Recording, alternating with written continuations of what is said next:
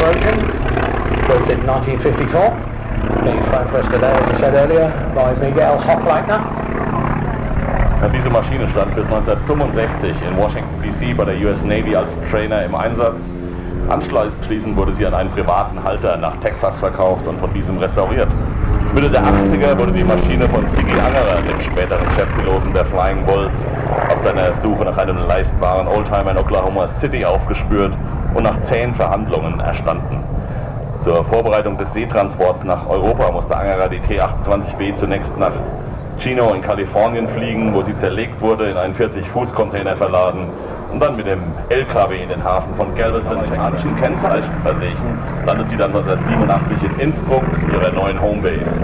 Im Frühjahr 88 wurde sie in das österreichische Luftraumregister eingetragen und seit 2001 befindet sich die T-28 jetzt in Salzburg. After its arrival in Europe, the aircraft was sent to the firm Jet Aviation at Bâle.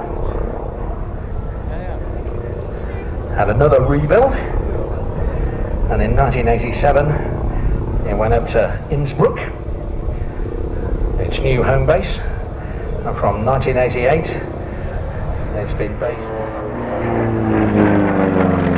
15.8 metres span, 11.5 metres long, maximum all-up weight of 7.9 tonnes. Pair of Allison V1710s, each producing 1,725 horsepower, give it a maximum speed of 750 kilometres an hour, perfectly in keeping with the other fighters of the day. That's a very interesting thing. Everybody thinks that the P-51 Mustang was the first Allied fighter to be able to reach Berlin from England. That simply isn't true. It was the P-38.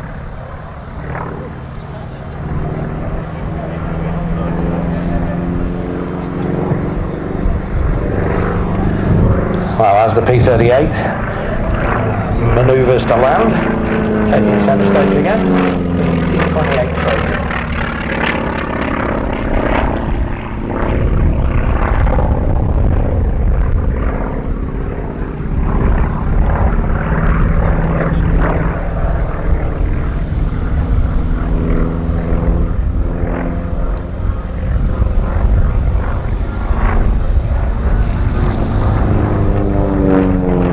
Jetzt nochmal vor uns mit einer Q-Made, eine kubanische 8, die Trojan, Baujahr 54, wie gesagt, mit ein schweres Flugzeug für einen Einmotor. As we said earlier, this aircraft built in 1954, span of 12.4 metres and 10 metres long, maximum weight of 3,500 kilograms and a maximum speed of 630 kilometres an hour, powered by a single Curtiss Wright 1820 9-cylinder motor, 9-cylinder radial engine in fact, producing 1,400 horsepower.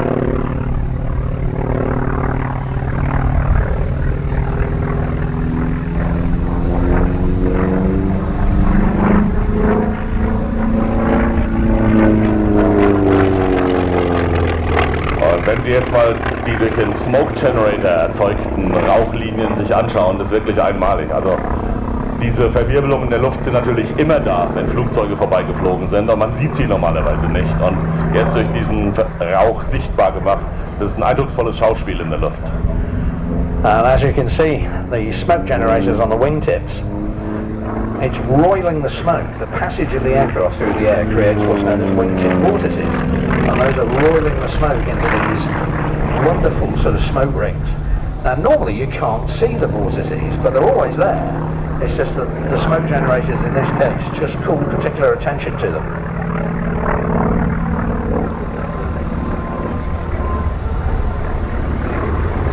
It's interesting, we've actually got two T-28s here.